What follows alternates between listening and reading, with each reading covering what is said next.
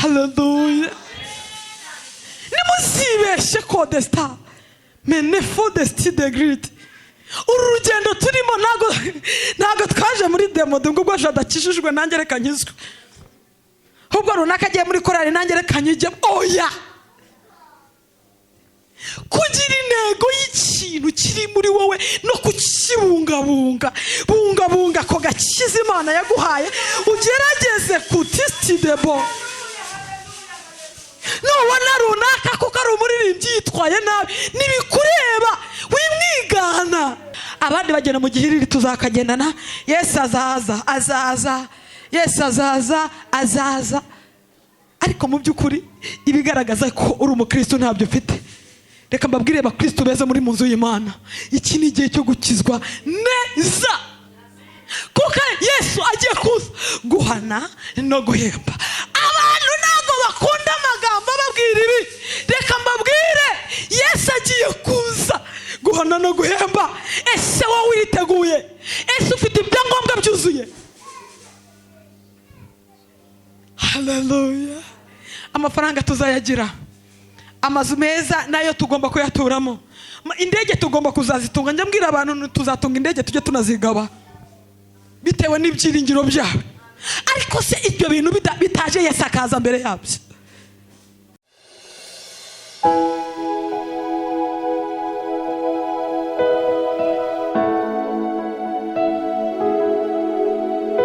Komera Imana amashyi.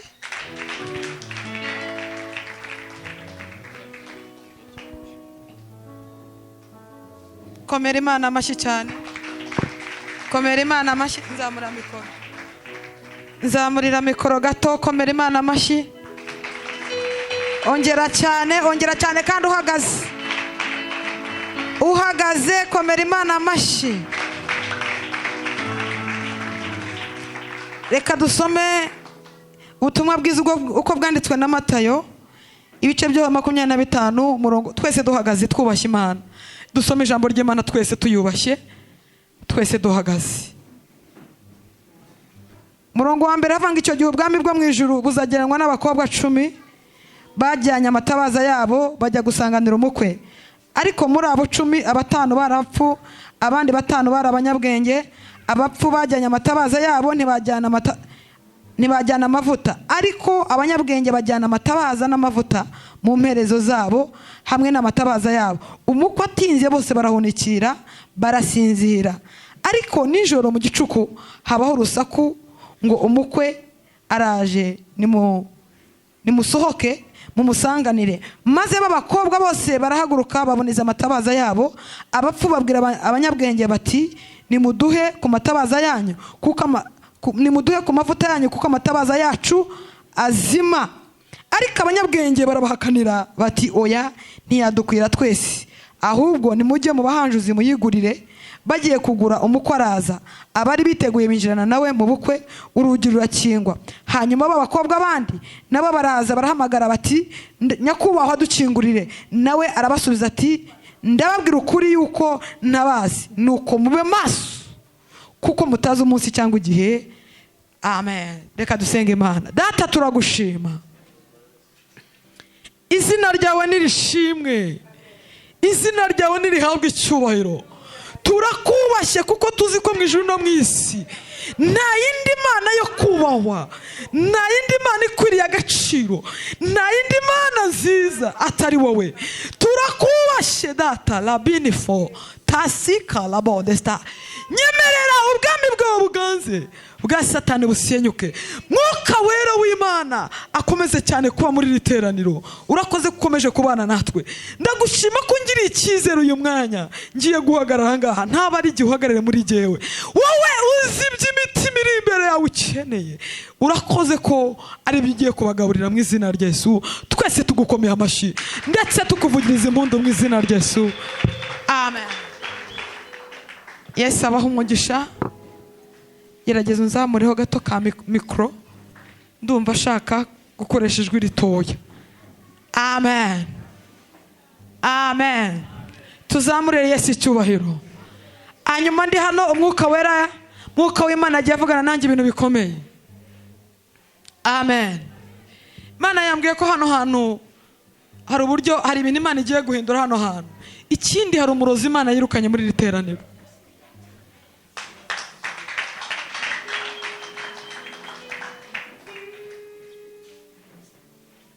Mbere yo kuza nabanje gusenga kandi Imana ivugana nanjye. Ndabashimira mwebwe mwangiriye icyizere. Mushumba Bishop ntago yaranzi, ariko Jadoni wawaye umuhuza wacu. Imana ibaho umugisha mwinshi. Sinavuga ngo narimba kumbuye kuko ntago narimbazi. Icyakora bamwe muri mwe narimba kumbuye bo narinzi. Kuva uyu munsi nzajya mbakumbura. Amen. Hanyuma rero nkunda abantu bafashwa. Nkunda abantu bafashwa, nkunda abantu banyereka ko turi kumwe. Imana ibaho umugisha. Tugiye kuganira ku ijambo rivuga ngo amavuta. Tugiye kuganira ku ijambo rivuga ngo amavuta. Amen. Pastor Jado yabivuzeho cyane. Avuga ku ingeri z'amavuta, kubaha amavuta. Iyo wikonekse n'umuntu uriho umwuka w'Imana, ufite amavuta y'Imana, nawe uba nkawe. Hari ibintu bibiri. Iyo wihuje n'umuntu muzima ufite umwuka w'Imana, nawe wa mwuka w'Imana wari ukuriho uragenda ukaba transfer kuri we. Nibyo byabaye kuri mama Mutoni na Jado. Amen. Hanyuma iyo ugize ibyago ukaba umunyamagambo ku munyamavuta, cyangwa se ku muntu wahamagawe n'Imana, umuntu wasizwe n'Imana, uhura n'ibibazo. Ibi bintu byabaye ku mugabo umwe witwa Elisa. Amaze gutandukana na Eliya, hari kugenda ngo bagenda bangokora ngo uriya mugabo w'uruhara. Ngarangije arabahindukira arabareba kubw'umubabaro yaragize. Ko bwako gahinda gusa, ako kanya aho hantu hamera ishyamba rizana amadubu. Amadubu arya abantu bageze muri 40. Kubera iki? Nago bahaye agaciro ikiri muri Elisa. Amen. Nuhura n'umuntu ufite amavuta y'Imana, uzamwikomezeho. Nuhura n'umuntu wasizwe n'Uwiteka, uzirinde kumuvugaho, kuko akenshi na kenshi abantu benshi bahura n'ibibazo kubera ko batubashye amavuta abari imbere. Amen. Dawidi yigeze yubaha amavuta y'umugabo witwa Sawuli. Aravuga ngo nubwo Imana imungabishe, ariko bitewe ko nzi neza ko hari uburyo Imana yamwimitse ikamwimikisha amavuta, jewe simfite uburenganzira bwo kumwica. Haleluya. Icyo kintu Imana iracyitegereza, gituma Dawidi Imana imugirira icyizere, iravuga ngo uyu muntu niwe ukwiriye kuzaba umwami. Haleluya. Haleluya. Iteka n'iteka amakosa y'umuntu nta kureba, ibyaha bye n'ibyo agenderamo ntibikureba. Ikikureba ni ugusenga no gukiranuka, ubundi nawe ukamusengera. Ntabwo dukwiye kuvuga ngo runaka intege nke. No, uyu munsi yaba umunyantege nke, ariko ejo akaba umunyembaraga. Yesu ashimwe cyane. Haleluya. Haleluya. Ntabwo dukwiye kugendera mu kurebera intege nke z'abantu bitewe n'ibyo na situation barimo. Shobora kugira intege nke z'amafaranga, akagira intege nke nk'umuntu kuko ari misi, ariko icyo kintu ntabwo aricyo dukwiye kuriraho kugira ngo tutala before the start. Amen. Hanyuma ijambo ry'Imana ryatubwiye ngo icyo gihe ubwami bwo mu ijuru buzageranwa n'abakobwa 10. Muri abo 10, 5 bari abanyabwenge, ariko abandi 5 bari abapfapfa. Abanyabwenge bajyanye amatabaza yabo, bajyana n'amavuta, ariko abapfapfa bajyana amatabaza bibagirwa amavuta.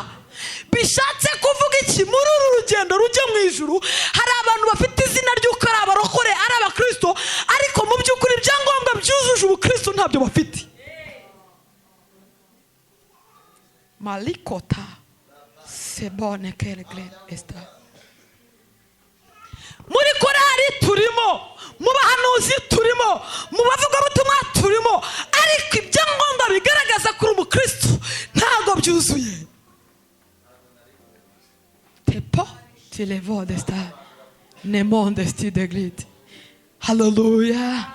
Nzakagendana wese bari muri nzakagendana twese n'indiyo, ariko ingeso n'imico yacu bigahakana ko Imana iri muri twe.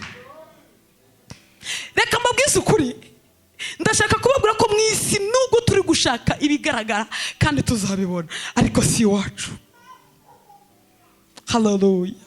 Buri muntu wese akwiye gukizwa neza nk'umuntu Yesu ashobora kuza ako kanya akamutwara.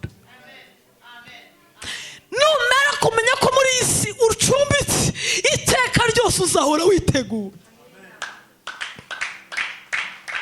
Hallelujah. Hallelujah. Aba bakobwa batanu b'abapfapfa nabo bari mu mubare w'abanyarugendo, bari mu mubare bazi ko nabo aho bajya bari mu kivungi. Ni hahandi bari bakorari bayarepesi bakagira nimba ari 10:00 bakajya 11:00, kandi nabo nabaririmbyi. Hallelujah. Niba abandi bakora umurimo w'Imana bakawica nkana babizi babishaka, kandi nabo bari mu rugendo rujya mu ijuru. Hallelujah. Hallelujah. Niba abandi badatinya gusambana bahagarara ku ruhimbi, heneta nesti profile grid. Niba abandi badatinya kubeshya bari abaririmbyi. Hallelujah. Kandi n'ukuri bose biteguye umukwe, bose barahari bazajya mu ijuru. Hallelujah. Bishatse kuvuga iki? Aba batanu b'abapfapfa nabo mu bitekerezo no mu byiyumviro byabo bari mu gihiriri cy'abandi. Hari igihe abantu bakizwa bakajya mu gihiriri cy'abandi, ntibagire icyerekezo, ntibagire intego,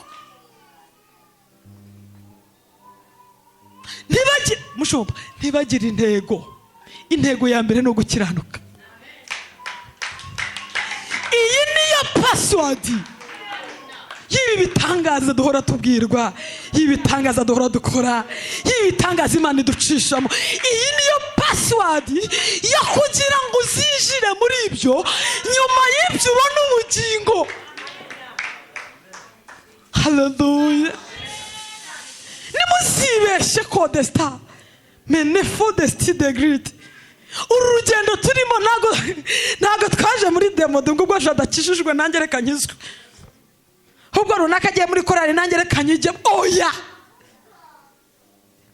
kugira intego y'ikintu kiri muri wowe no kukibungabunga, bungabunga ko gakiza Imana yaguhaye, ugerageze kutisti debo. Nubona runaka kuko ari umuririmbyi yitwaye nabi, nibikureba wimwigana, ahubwo genda wowe n'Imana. Nibigucanga usobanuza Imana, wibaze ngo ese muri uru rugendo Mana urabona ko nkwiriye, nagenda gute, nakwitwara gute muri uru rugendo? Imana igitanga imyifato, itanga discipline muri uru rugendo. Yesu ashimwe cyane. Hallelujah.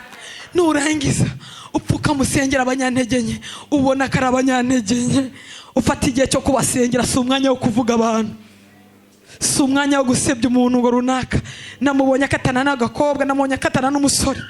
Si umwanya. Hallelujah. Si umwanya wo kuvuga abantu barimo baresikoroka. Si wo mwanya. Nibikureba bireba Imana, ubundi bikureba iki?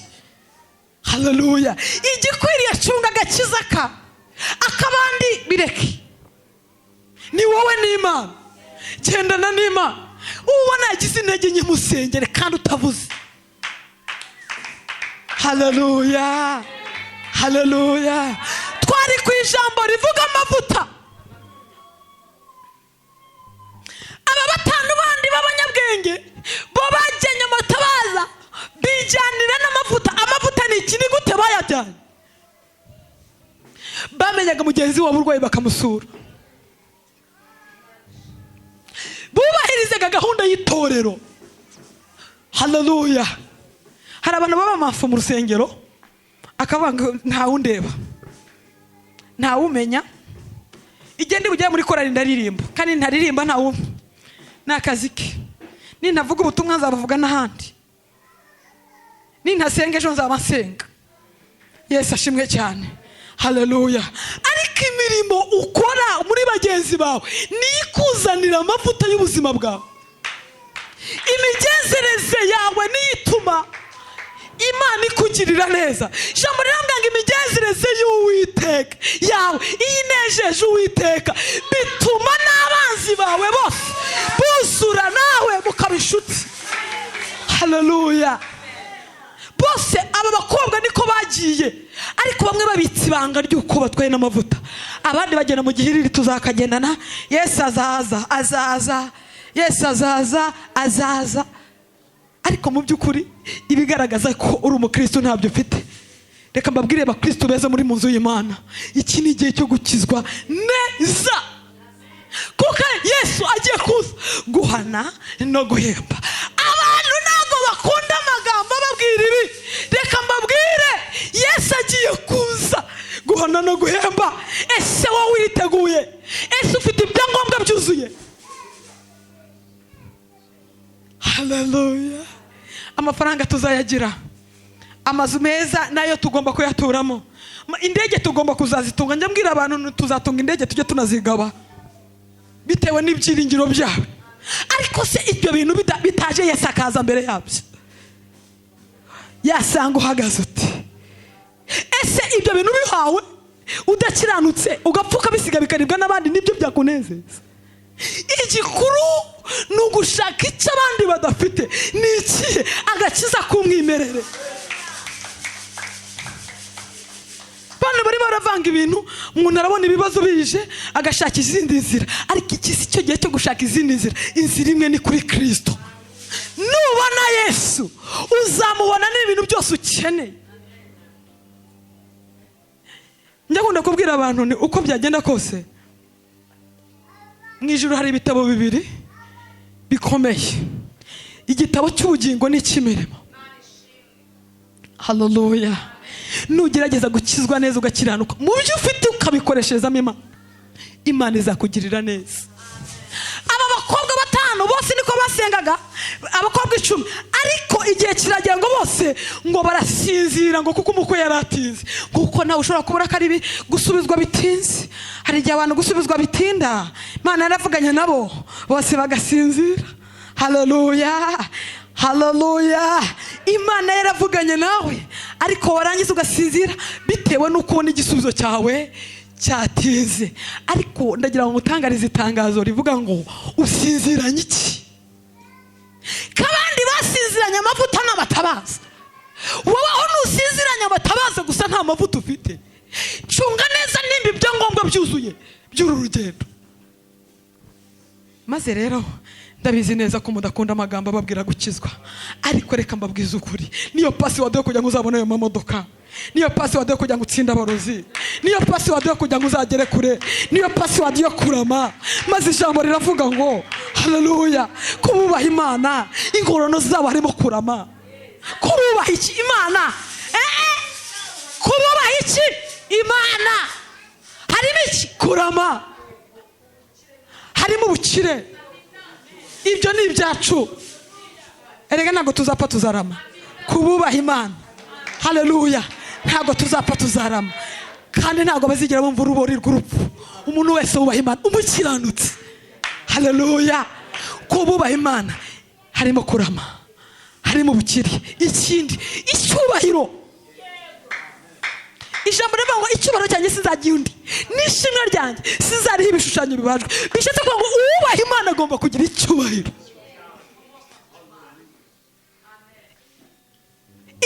Icya kane aricyo gisumbye ibindi ni ubugingo buhoraho. Ubu bugingo buri connecte no gukiranuka. Yesu ashimwe cyane. Haleluya. Turi ku ijambo rivuga iki? Amavuta. Ahantu hari amavuta uzafate niba reka tugerageza amavuta y'inka cyangwa kandi kantu, mu kanya gato ujya kubona ukabona ishishi, naho haba hakorobye ishishi uza kubona ukabona zirahuzuye. Amen. Niko umunyamasengesho ufite amavuta bimera. Niko umuntu uhagaze aho Imana ishaka ufite amavuta bigenda. haleluya. Bishatse kuvuga ngo nusenga uharanire kumenya neza ko mu bubiko bwawe harimo ibyangombwa byuzuye. Ntabwo ari ububiko bwo mu mufuka, oya, isuzume. Burya rero iyo winyeganyeje mu mutima wawe ukisuzuma ukisakasaka, hari igihe umenya umutima ntabwo ukubeshya. Twebwe twakorera nk'ukijijwe ndetse nk'umuntu ujya mu ijuru, ariko umutima wawe ntabwo wakubeshya. Yesu ashimwe cyane. Iteka n'iteka tujye twisakasaka, tumenye uburyo tubanyemo neza n'iki n'Imana. Amen. Hari ijambo rivuga ngo nimuve ku muryango w'ihema ry'ibonaniro, mubare 10:7, mudapfa kuko muriho amavuta y'Uwiteka yabasize. Bishatse kuvuga iki? Umuntu uhagaze aho Imana ishaka agakora ibyo Imana ishima, amavuta y'Imana muzaho. Ntabwo ajya kuyashaka akanyarira, oya. Ntabwo ajya kuyashaka kizabonwa igihe abantu bajya mu misozi ngo nabo bagiye gukura amavuta, oya. Haleluya. Uhagaze aho Imana ishaka ugatabaza Imana ukayibura umunyamasengesho w'ukuri, amavuta araza. Haleluya. Ikibazo umuntu yirirwa akanyarira kirwa kizabonwa, ndabeshya rata. Ugasanga avuye yashije hari ibyi, ugasanga ateye inda hanze, avuye kanyarira akabatunekera agafiriti, sange wambaye turabazi. Ariko reka mbabwiza ukuri, le potiste de grade, amavuta ntabwo arahava, ava ku muntu. Reka mbwira, aza Imana yaho umuntu uhagaze aho ishaka. Uhagaze aho ishaka agakora ibyo ishaka. 6 Matayo 33 haravuga ahubwo mubanze mushaka ubwami bw'Imana no gukiranuka. Haravuga mubanze mushaka indege we Pastor Shada, babanze bashaka indege. Mana yambwiye igiye kubaha amafaranga. Mwebwe uri kumanurira, Imana yavuganye nanjye ngo ijya kubaha amafaranga ageze muri miliyoni 80. Tifota enewa chevo de gride. Nongera ndabwirwa cyane ngo Imana igiye kubazamura, kandi hari ahantu Imana ibimuye. Hari uburyo Imana inefo de star ibimuye, hari ahandi hantu Imana igiye kubajyana mu buryo bw'imidesti de bon. Nuko Mwuka w'Imana arangiza arambwira ngo mbabwire bashumba, Imana irambwira ngo de star, Imana irambwira ngo ntago muzapfa muzarama. Hari ibihe n'iminsi nibigaragara ko byashakaga kudeva yasika ko mwapfa de star. Ngiye kubona mbona marayika w'Imana araje azanye urukingo, mbona arabateye mwese, mbona bateye mu maraso, mbona arabateye. Ngiye kubona mbona de star before the sea de gride. Ndabwirwa n'ijwi rikomeye rirambwira ngo muzarama aho umwanzi bategeye, ntabwo ariho muzagwa. Mana irambwira ngo ishyuze ubuzima mondi ya sikota muri kandi ikindi njye kubona mbona ihembe ry'amavuta riyaga ku buzima bwanyu. Ndabwirwa ngo Imana ijya kubamamaza ku isi yose. Ikindi desti de bonevo, Imana irambwira ngo mbabwira ngo nubwo mwahuze ibintu bigaragara ko desti de gra ari ibirefoteke, Imana irambwira ngo niyo mpamvu igiye kubazamura, kuko hari rivo, hari ibyo Imana yanze kumwihuza nabyo, kuko ishaka kubageza kure. Lotisti pofa egrai enewadrai. Ndabwirwa ngo hari support, hari abaterankunga b'abazungu bageze muri 6 mbona Imana ibazaniye bageze. Hari ubundi buryo bagiye gucama mutari muzi, nta nubwo mubazi. Bigiye kuba ko igisheni connection y'abantu kuntu njye kona mbona abo bantu barabakunze nefo de star. Ndabwirwa ngo Imana ibazaniye abantu ubwanyu mu rugo rwanyu, hari uburyo ibintu bigiye guhinduka. Imali tipofa digrile lelebo. Mana irambwira ngo igiye kubagira bakome, kandi amazina yanyu agiye kumenyekana. Tipofa ene watasika. Ayewe ndumva Imana muri riteraniro. Shekota elesti bova. Mana wenda gushimira. Haleluya. Reba neza nimba amavuta ukiyafite. Reba neza nimba uditwaje amatabaza yonyine. reba neza niba utaririmba uririmbana uburyarya, reba neza niba utaririmbana ishyari, reba neza kutari umunyamagambo, reba neza, cunga neza agakiza ufite, niba utagitwara abagabo b'abandi, cunga neza niba utabeshana, udatendeka, cunga, reba agakiza ufite, ntuze kwicara mu nzu y'Imana udahinduka. Iki ni igihe cyawe cyo guhinduka, numara guhinduka urakira iby'Imana ivugana nawe. Ese muri iri teraniro hari umuntu wumva ashaka kwakira Yesu ngo amubere umwami n'umukiza, agire gutya, musengera Imana, Imana imwandike mu gitabo cy'ubugingo, agire gutya gusa. Muri iri teraniro shaka umuntu umwe, yego ratesa guhumugisha, umuntu wumva ashaka kwakira Yesu, azamura ukuboko, haguruka, azamura ukuboko. Wowe wumva ushaka kumwakira kugira ngo nawe ube mu mubare w'ubugingo, haguruka rata, ube mu mubare w'abanyabugingo.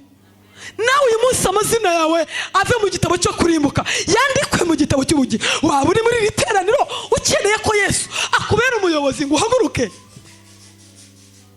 niwihagarareho. Ahari isaha nabanje ndijwi ry'impanda ku buzima bwawe. Nimba wumva muri wowe hari ibyagutandukanyije n'Imana, Yesu atakiri muri wowe, haguruka ngo usengere Imana uyu munsi wa none, Imana ikwandike mu gitabo cy'ubugingo. Gira gutya, haleluya. Gira gutya wowe wumva ko, haguruka sheri, haguruka, Imana ishimwe. Ndumva umwuka wera w'Imana ari muri iri teraniro, ndimo ndumva imbaraga z'Imana, ndimo ndumva umusaruro w'Imana. Le potista eglaye, ndimo ndumva kwera kw'Imana.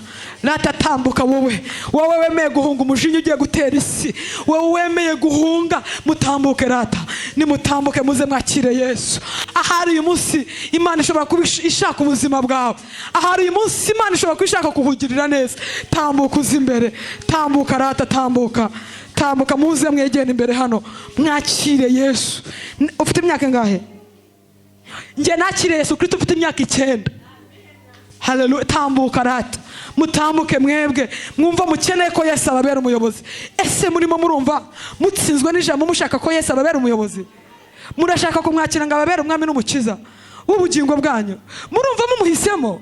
Muretse ibyaha, muretse gukiranirwa kose. Kuva uyu munsi wa none tujya kubasengera. Reka nsaba abashumba batambuke, murebe hano, muhagarare mwese mureba hano, dukomere Imana amashyi. Aba bana ahari niba Imana yaje ishaka uyu munsi wa none, aba bana ahari ntawamenya impamvu. Mutambuke, reka nsaba abashumba badufashe kubatuza. Imana irabaho umugisha. Buraza kurambura ikiganza cyanyu cy'iburyo. Uku uyu mwana ngara ntimureba ngo nuko ari muto, uku niko jye nakiriye Yesu Kristo mfite imyaka 9, kandi kuva icyo gihe kugeza n'ubu until now ndacyari umurokozi, sinigeze ngira igihe cyo kugwa. Rero ndashaka ko uyu mwana nimujya ngo nuko ngo n'umwana n'iki, oya, ahubwo uyu munsi wa none Imana yatangiye kumukoza, ejo akaba umuhanuzi, ejo akaba umukozi w'Imana, umuvuga butumwa.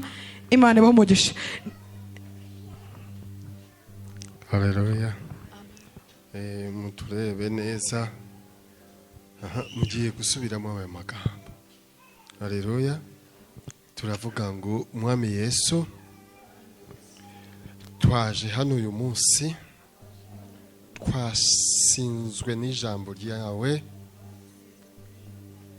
turi abanyabyaha, twaje kugira ngo